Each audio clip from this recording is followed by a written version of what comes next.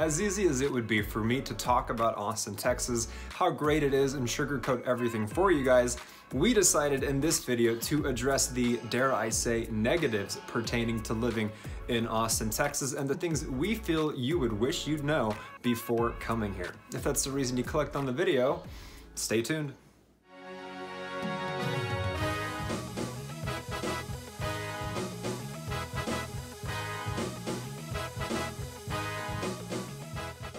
Hey again everybody, this is Frank with the team of agents at JB Goodwin Realtors.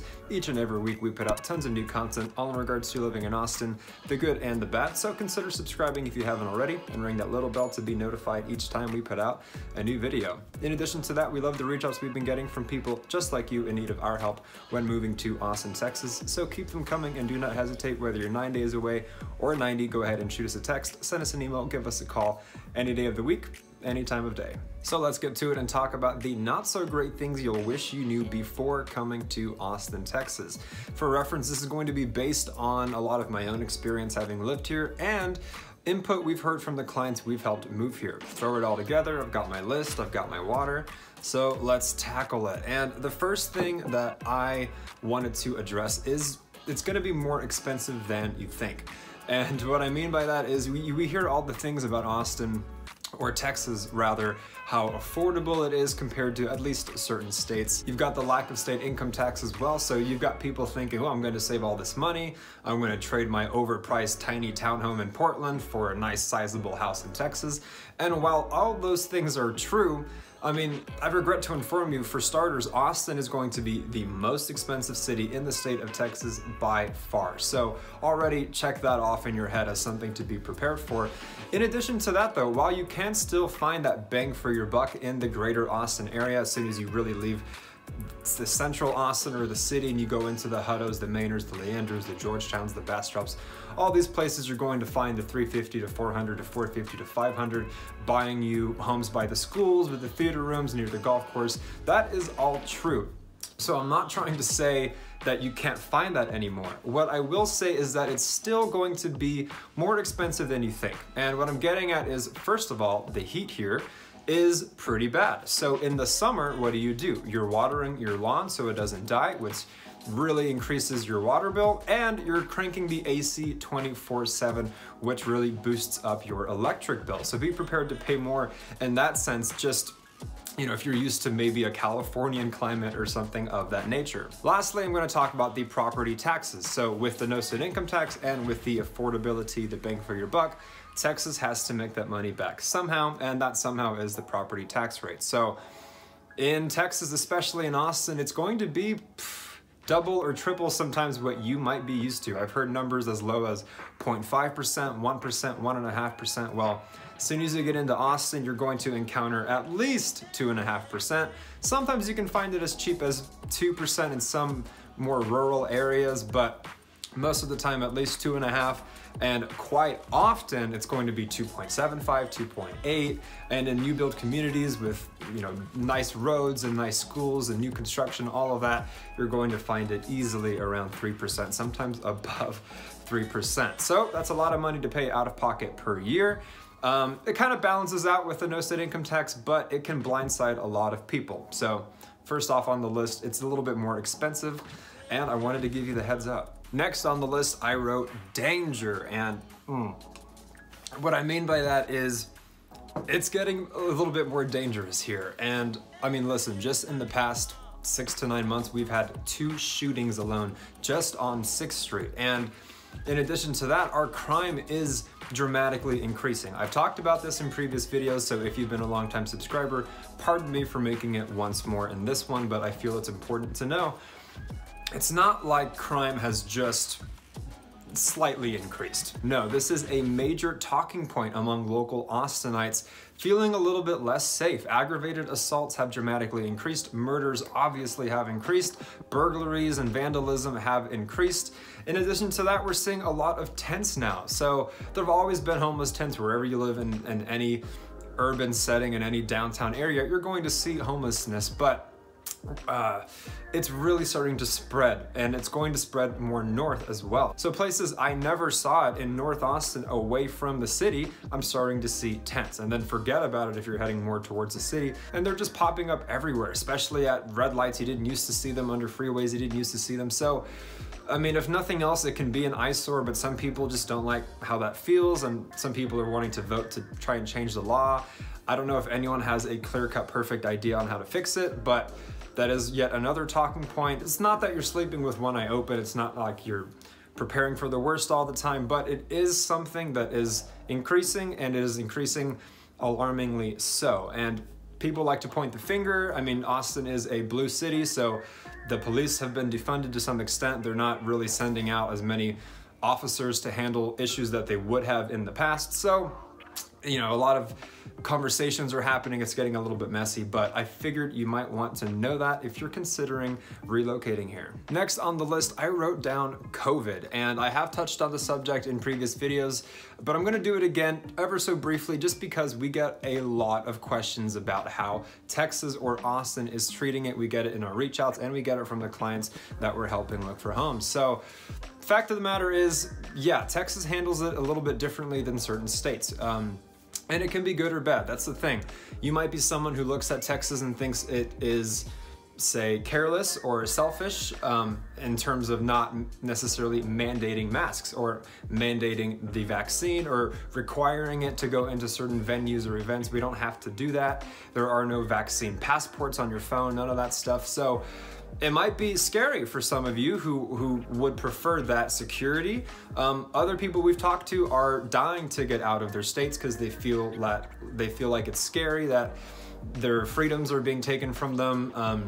And they look at Texas and it is freedom, right? You know, if you want to wear the mask, you can. If you want to get the vaccine, you may. If you want to go to a show or go to a restaurant, you don't need to show that you've been vaccinated. So that's how Texas approaches it. I don't mean to insinuate Texas doesn't take it seriously, but even though I mentioned earlier Austin is a blue city, well, Texas is a red state. So our approach to things is always going to be from the point of view of preserving the individual's rights and preserving the individual's freedom. You might like that, you might not. That's just the scene here in Texas. Just food for thought. Keep that in mind whether you're a fan of it or not. That is more or less what you can expect in the state of Texas and in Austin as well. Another thing I'll mention is the driving here. And I know it might seem irrelevant, it might seem just random, but it can be a bit of a change for people who aren't used to it. So yes, it's true, we have the kind drivers, we have people who signal you, who let you in, who treat you with respect on the road, which is not something you see everywhere. That much is true. However, I will give you the heads up, people here like to go fast, and we have speed limits here that are at minimum 65, 75, and we even have some toll roads that are 85 miles an hour. And you know, in a 65, the slow person's going 75, in a 75, the slow person's going 85, and in the 85, it can be scary. So combine that with gigantic trucks, which you do see here, not everywhere, but it's Texas, so you're gonna see these menacing looking trucks that are just going 100 miles per hour, just zooming by you or tailgating you. And it's not that they're doing it to be rude, but it's like, hey, this is Texas, we're going fast. Go fast with us. That's kind of how it is. Last thing I'll mention on the subject of driving is something I thought was normal living here so long that I heard from clients we've helped and just from my experience living outside of Texas to be true, is that here you get pulled over a lot more than you do in other states. I've known people from California, friends I made, clients we've helped who lived there their whole lives and barely ever got pulled over. Here in Texas, here in Austin, if you are with law enforcement, I am not trying to offend, but it's fact of the matter, compared to other states, you will get pulled over for any little thing, which really adds to the cojones these big truck drivers have, the guts to really push it and risk it all to go fast on the toll roads. But what I'm getting at is, in general, if you run a stop sign, if you do a rolling stop, if you're going more than 5 over, it can be very easy to get pulled over and get a ticket, as well as expired registrations and things of that nature. So for a lot of people, the getting pulled over is a non-issue. It's not even in your subconscious mind. You're oblivious to it because you've never had to experience it. Down here, it's a thing. It's not excessive, but it's a thing that I've heard, whoa. So I've thought it'd be worth mentioning in this video just to give you the heads up. Now quickly, before moving on, let us know what opinions you have, what questions you have, the good and the bad, what you're excited about, what you fear, all in the comments for us to get involved in. Consider liking the video as well if we're providing any value for you. Remember to subscribe and share it with anyone you know who is wanting to move to Austin, Texas as well. Okay, lastly, I'll mention weed, cannabis, marijuana, the devil's lettuce, God's grass, whatever you want to call it. Listen folks, it is 2021 as of the making of this video. It's November and we are heading into 2022. It is a new world, so I'm gonna talk about it. And I'm not just talking about smoking it for fun, the recreational use. No, many people I've known in my life, probably many people you know in your life, if they have anxiety, it helps them. If they have depression, it helps them. If they have cancer, it can help them. If they're struggling with substance abuse, alcohol, or drugs, ironically, it can help them as well. Or in my older brother's case, more close to home in my family, autism and epilepsy, it can absolutely help with the seizures, with brain functions, getting off the pharmaceuticals. So we are finding in today's age, it can be beneficial for a multitude of reasons, not just the recreational ones. And the reason I bring it up is because in the state of Texas, it is still illegal. There are different I would say different types of it. So you have your CBD shops. You can buy edibles there, you can buy tinctures there for sleeping, you can buy treats for your dog. Stuff that you're allowed to sell, I believe it's called Delta 8 or something. It's like a watered down version of it. So you do have those options to aid you in your day-to-day issues that you might have. But in terms of the actual stuff, I believe it's Delta 9 is the real name for it. It's still Texas, and Texas, being a red state for better and for worse, is going to be a little bit behind some of the other states who are already legalizing it across the board. So I thought that would be worth mentioning if you're someone who depends on it to improve your quality of life day to day.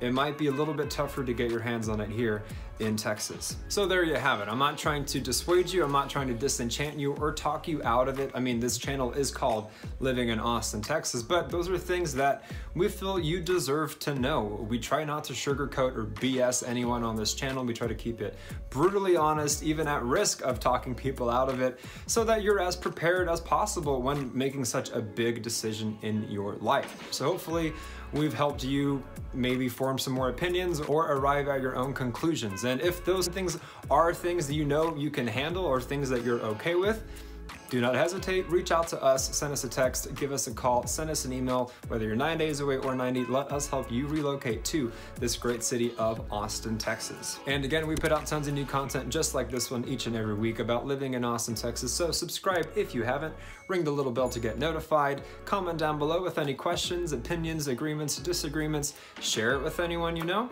And until the next one, you guys, my name is Frank, this is Living in Austin, Texas, and we will absolutely catch you later.